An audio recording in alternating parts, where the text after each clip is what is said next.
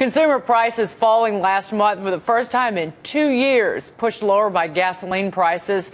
But are lower gas prices the worst thing that could happen right now to this country? Joining me now is Robert Bryce, Senior Fellow at the Manhattan Institute. And let me explain, Robert, before you jump in. We finally have had demand falling so dramatically in recent months, really in recent years in this country.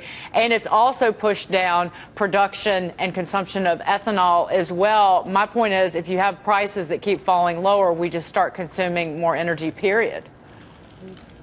Well, that may well be, Dagan, but we've also seen some both demographic and kind of structural shifts in the motor fuel market in the United States. We've seen a gradual aging of the population. Teens aren't driving as much, and the motor fleet, the auto fleet, is getting more efficient. So, yes, gasoline demand is fairly flat. We've also seen some calming in the oil markets because Iran seems to be calming down. The concern over Iran seems to be calming down. And the other good news is domestic oil production, oil and gas production, is way up.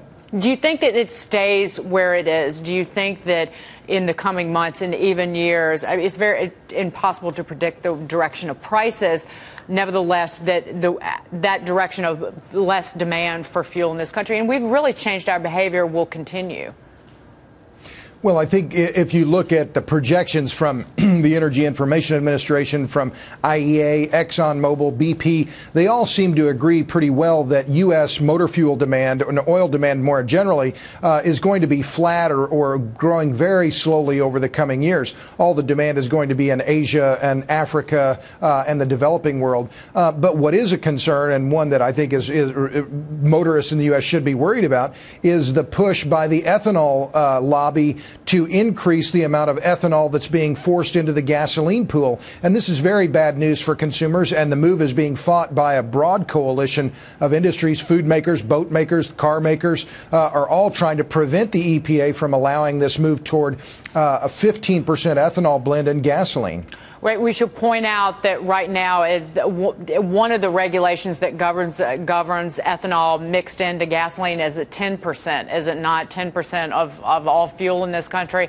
But is that really what's going to happen? A lot, because again, demand for ethanol is pulled back. Production will fall fall likely this year for the first time in a very long time, and that you will have the ethanol lobby and the industry crying hard times that, oh, woe is us. Look at these plants that are shutting down, and then they use that as leverage in D.C.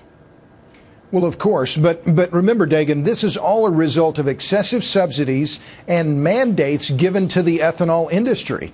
And what's the result of those mandates and subsidies? The ethanol sector overbuilt. Now they have too much capacity.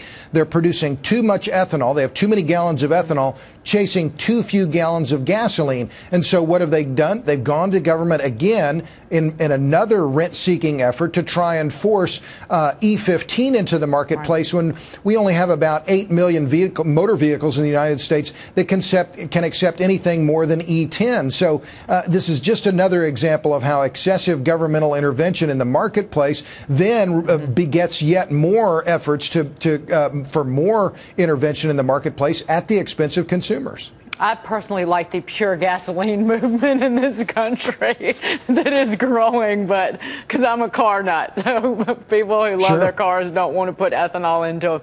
Robert, it was great to talk to you as always. Thank you so much, Robert Bryce. Please come back very soon. Thanks, Dagan.